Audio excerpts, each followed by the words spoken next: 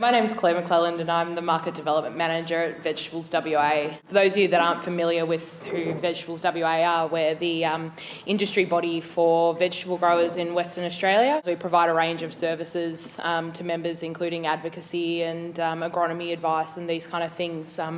My role is pretty simple. I help people sell their vegetables and I dabble with other horticultural products as well. So by way of background about myself, before I was at veggiesWA, I used to be the sales manager at a farm called Shrews & Sons, probably one of the largest celery growers in the country, and we did a whole range of celery leek and baby leaf products. As part of that, we also delved into our own value adding and new product development. So I do have a little bit of a background in that space in horticulture. When I was asked to talk today, I sort of had a look at the speaker list and I thought, we're talking a lot about trends and, different things going on in the space. And I kind of wanted to be a little bit more practical in my presentation about what does, value adding look like in horticulture and why would growers actually want to do it.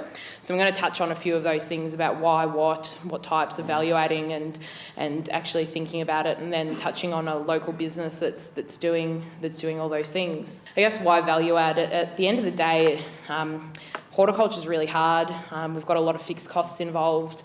Labour is expensive, electricity is expensive, land, everything's expensive. And if we're actually going to make money as an industry, we need to look at actually making more money from what we grow. We're great at productivity. We've spent a lot of money on being good at growing more for less, but it's now actually more about the value of the crop that we actually grow. And short of making customers at the supermarket pay more money for fresh fruit and vegetables, which is unlikely, we need to be a little bit smarter about how we actually do that. I think there's a lot of advantages to value adding, like diversifying in markets, reducing waste and overcoming some of the supply chain difficulties. Ultimately, I think our producers really need to look at this being a more profitable way potentially to sell product. I really like this definition of value adding because I think we often think about value adding as being like a fully transformational thing. It's like, we take a raw product and we turn it into, a jam or something like that. But there's actually, some smaller steps that growers, I guess, can take to actually make their product more premium, more valuable. So I'm going to discuss 3 today. There's millions, but these are sort of the most common ones that we see in horticulture. So post-harvest packaging. So this is our celery. This is Shrews celery. Essentially, this is just a really simple way to give a customer what they want. We found when we were selling celery in the wholesale market that we would be selling it naked, as we call it, or without a sleeve, in a carton, and customers would actually say, we want to take your branding home with us, particularly when the boxes of celery were going to independents like IGA. So you sleeve celery.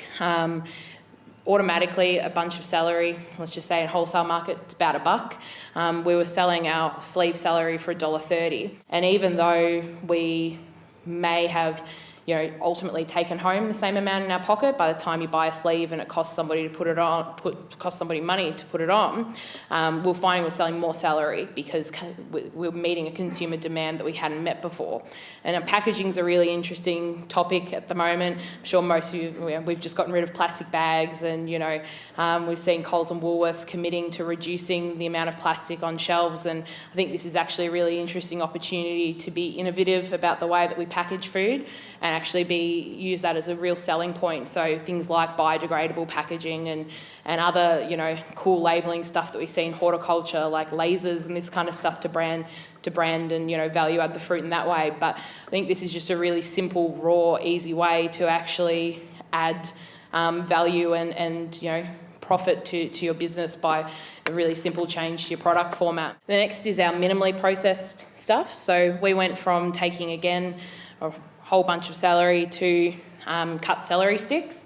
So this is like minimally processed stuff. So I guess other examples are like the bags of lettuce that you buy at the supermarket. Again, in terms of value, we're talking about a bunch of celery, Coles, about $3 if it's not on special, if you're lucky.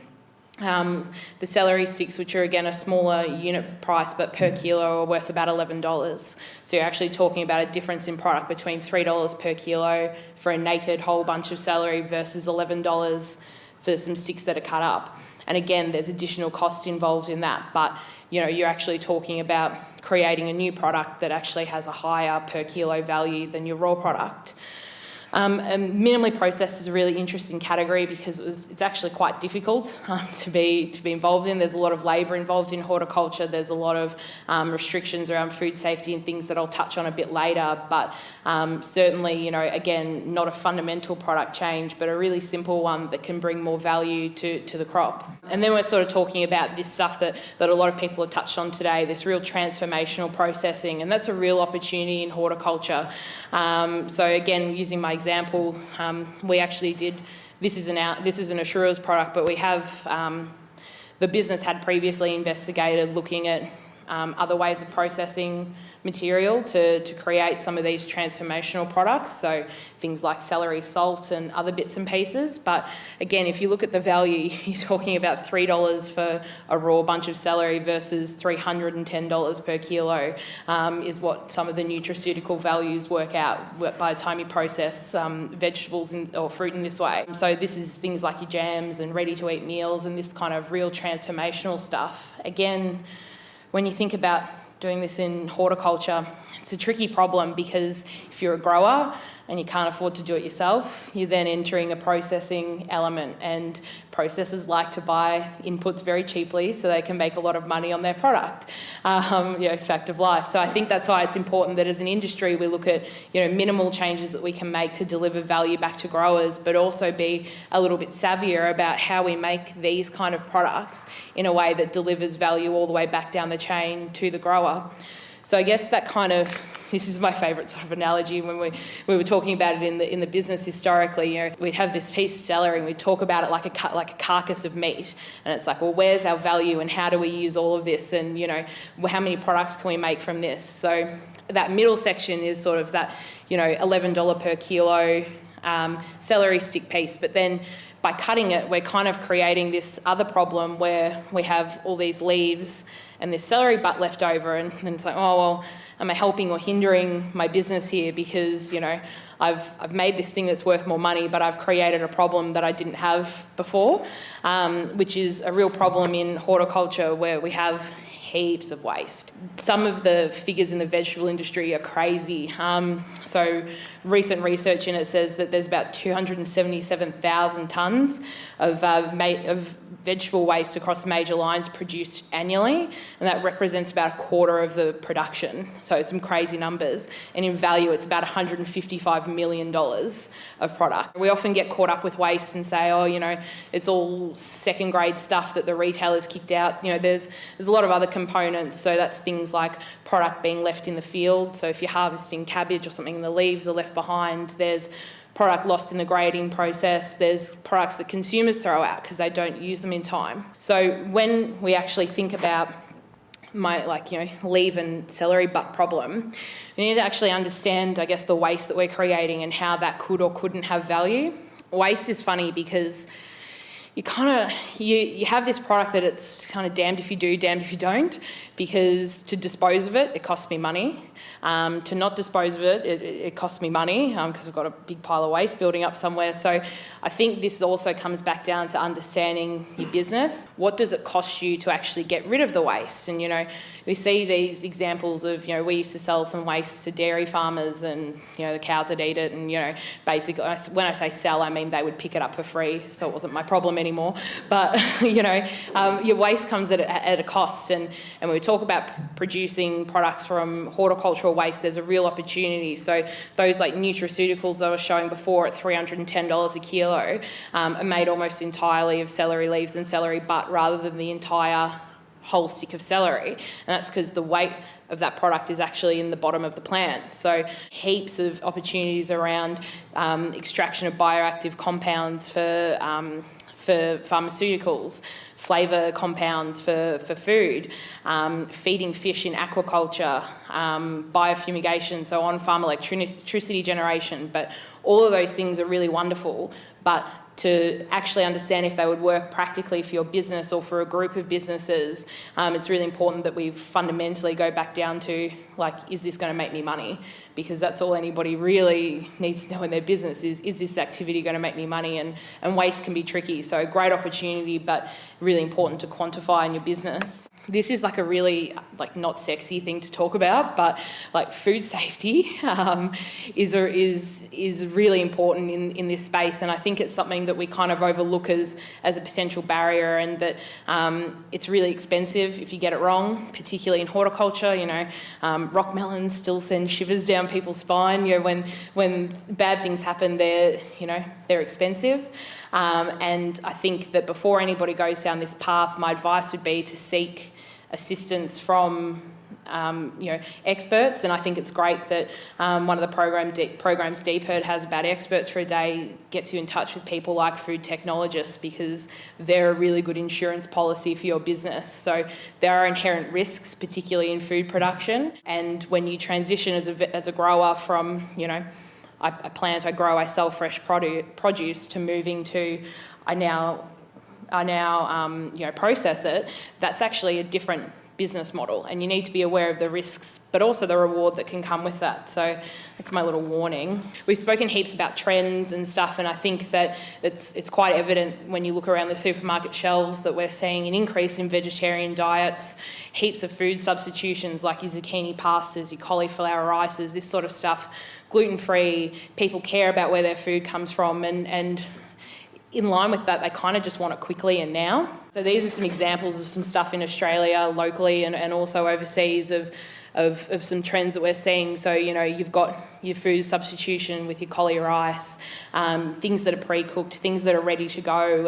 And we kind of need to, coming back to that definition of value adding, comply, I guess, with what a customer wants and actually understand what they want. And we kind of talk a lot about, snacking and convenience and this sort of stuff, but I think it's important to kind of quantify that. So I'll come back to my celery example. It's probably quite hard for you to see, but basically this is from some Nielsen data that's actually available free to vegetable growers on a website called Harvest to Home. And essentially the graph on the right basically tells us that the far right-hand side is whole bunches and half bunches of celery, which, though they volumetrically have increased in sales in the supermarket, their actual dollar value is down, and that's in favour to the bar chart on the left, which actually has double-digit growth for smaller formatted pieces of celery. So that's actually your celery hearts, so the small little bits, and also the cut celery sticks like I was showing you before. So I guess this is like a quantifiable way to show that actually customers do want to pay more to have their celery cut, which seems crazy. My mum would freak out if I was buying cut celery, buy it yourself and cut it up, but it's actually what customers want, and we kind of need to be aware of that as an industry, so we can best actually meet demand and create a product that is going to sell and therefore deliver value to growers. I think we've kind of touched on it a bit, and though it's not necessarily my area, I think, we talk a lot about adding value to your products, but I think we also need to talk about adding value to your business. And we've spoken a bit about the Agri Tourism opportunity, which I think is something that really exists in this region. And, I love coming down here because it's pretty, and I love when, I'm based in Perth, and I like being able to come down here on, a work thing and have a look around, and it's great. So there's some staggering numbers. There's this really interesting Deloitte report about Agri Tourism that basically says the number of domestic tourists visiting a farm gate is up 9%. The number of international tourists visiting a farm gate is up 11%, and that's about 1.8 million tourists per year who are now interested in going to a farm gate. You've got this really big green circle down in about the region where we are of people who want to visit a farm gate, and I think that's a really interesting offering that we can, as producers, provide. And we heard about how important your story is and how important provenance is in horticultural produce, and there's a real opportunity to capture these people at a farm gate level and actually be able to tell your story and explain the provenance and the production of your product. The same goes for people visiting food markets. So again, wonderful farmers market down here, and the number of people visiting the southwest region and food markets is pretty similar to the number of people that are actually visiting markets in Sydney. So, they're crazy numbers. So it's something to actually think about when you're looking at value, at premium opportunities for your business. It's not just about your production, but also what can your business offer outside of, taking your celery and turning it to celery sticks. From what I've said, Neil's somewhere in the room, but I think Handyside Farms does a really good job at covering off all of these things, and they're a great local producer. So we're actually talking about the opportunity to produce strawberries, turn them into a variety of value-added products. So they're making dessert sauces, ice cream, jams, and then also offering this pick your own opportunity where you can come and actually experience, strawberry picking and, being on the farm and learning about how you grow strawberries and all those fun, exciting things that customers actually want. And I think that why this is really important to actually understand is that this gives you more routes to access your customer than you would have before through the fresh market. Previously, if you come back to celery or even strawberries, you're growing strawberries and you're selling them fresh. Now you have customers coming to your farm gate, you have customers taking your strawberries away in sauces, and this protects your business and diversifies your risk and ultimately will make you more profitable in the event of, touch wood, a bit of a market failure. So thank you.